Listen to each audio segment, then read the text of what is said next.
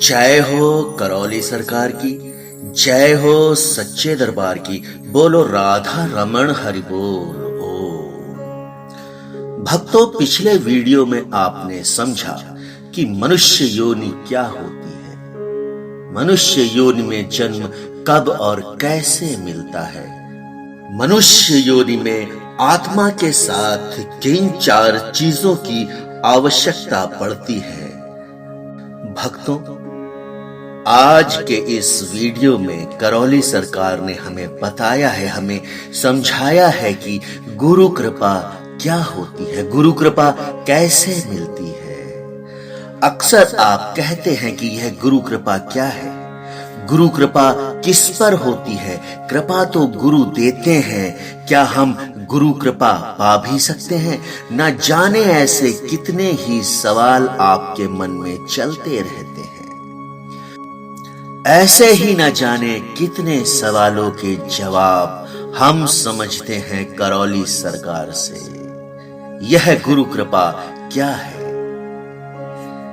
पहली बात तो हमें यह समझनी है कि गुरु कृपा का मतलब है पूर्ण समर्पण।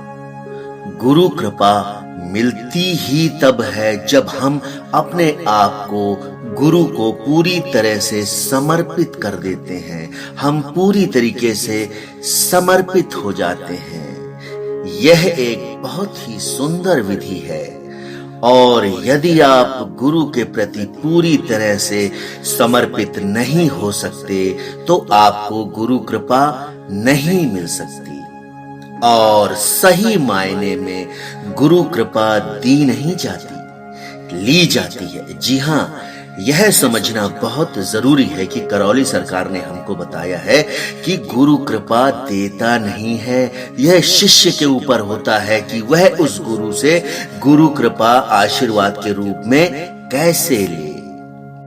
अर्थात गुरु आपको कृपा देते नहीं हैं, लेकिन आप गुरु के प्रति पूर्ण समर्पण से गुरु कृपा ले लेते हैं। गुरु मजबूर हो जाते हैं आपको कृपा देने पर। अगर आपका गुरु आपके ऊपर कृपा नहीं भी करना चाहता, लेकिन अगर आप चाह ले तो आप कृपा ले सकते हैं। महापुरुषों से, गुरुओं से कृपा बहती है, कृपा करना उनका स्वभाव है। जैसे देखिए, करौली सरकार ने बताया है, यदि कोई दीप प्रज्वलित होता है तो उससे प्रकाश फूटता है, वैसे ही ये गुरु महान पुरुषों से कृपा बहती रहती है, अनायास ही बहती रहती है। अगर गुरु कृपा पा सकते हो तो पालो। अभी यह तथ्य आपको कम समझ में आ रहा होगा, लेकिन यह बात सत्य है कि आपका निर्मल मन, गुरु के प्रति समर्पण, पूर्ण आस्था, पूर्ण श्रद्धा आपको इस बहती कृपा का हिस्सा बना सकती है, क्योंकि कृपा करना उनका स्वभाव है। अब प्रश्न यह उठता है कि शिष्य कैसे बना जाए, समर्पण कैसे किया जाए। यह सब करने के बाद भी यदि गुरु प्रसन्न नहीं हुए और गुरु ने कृपा नहीं दी तो क्या फायदा?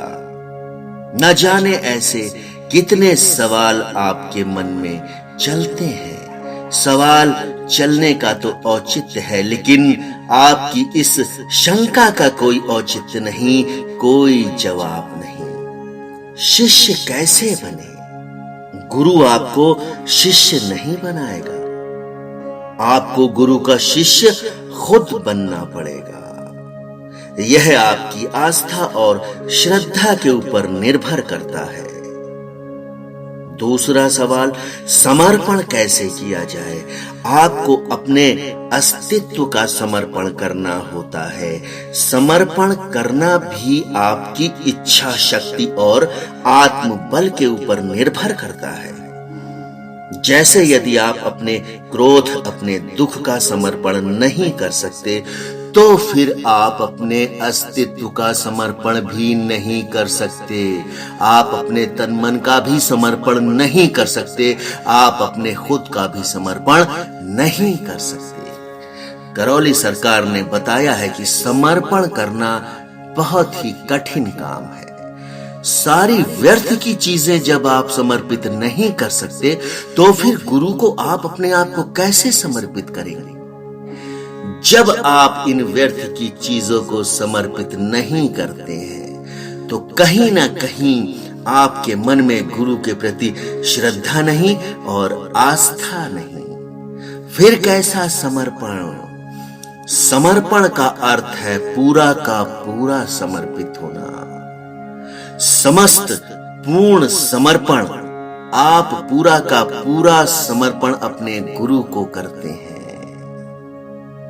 गुरु को पूरा का पूरा समर्पित होते हैं और यह कहते हैं कि अब मैं नहीं हूं, अब आप ही हैं, मेरे बारे में आप मुझसे ज्यादा बेहतर जानते हैं, अब आप चाहे जैसा करें, मैंने तो पूर्ण रूप से अपने आप को आपको समर्पित कर दिया है।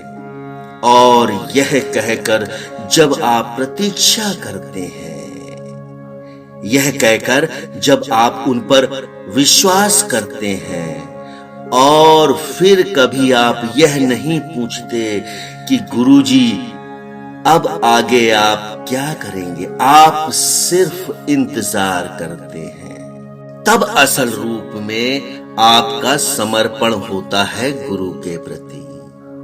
आप तो पूरी तरह समाप्त हो गए जब आपने वास्तव में अपने आप को पूर्ण रूप से समाप्त कर दिया, अपने गुरु को सौंप दिया। अब आपके पास पूछने का कुछ भी नहीं बचता, अब आपके पास पूछने को कुछ भी नहीं बचता। अब आप इंतजार करते हैं और जब सही समय आता है तो आपको इंतजार का फल भी मिलता है, आपको आपके समर्पण का फल भी मिलता है। बहुत से बुद्धिमान लोग समझते हैं कि समर्पण बहुत ही आसान है, इसमें क्या है, गुरु के पैर छूने हैं, गुरु के चरणों में अपना शीश रखना है, हो गया समर्पण। ऐसे समर्पण नहीं होता, यह तो सिर्फ आपकी आस्था है, श्रद्धा है, समर्पण नहीं। समर्पण एक आंतरिक भाव है, समर्पण एक आंतरिक भाव दशा है।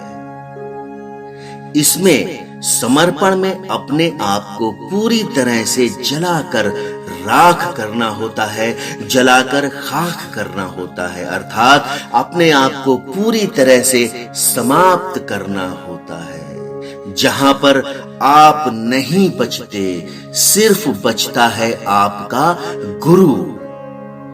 यह है असली समर्पण। जब यह भावना आपके मन में आती है, तब होता है आपका पूर्ण समर्पण।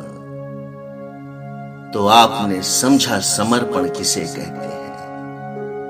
तो मैं समझता हूं कि जो करौली सरकार ने हमको समर्पण की, शिष्य बनने की, गुरु कृपा की परिभाषा समझाई है, आपके लिए, हमारे लिए बहुत ही अत्यंत लाभकारी साबित होगी। तो भक्तों, निरंतर हम इसी के आगे बढ़ते रहेंगे, ऐसी ही चर्चा करते रहेंगे। इस वीडियो में सिर्फ इतना ही, आगे भी बहुत सी सारी बातें, करौली सरकार द्वारा बताई गई बातें हम आपके समक्ष रखेंगे।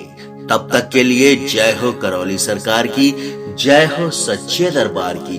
बोलो राधा रमण हरि बोल।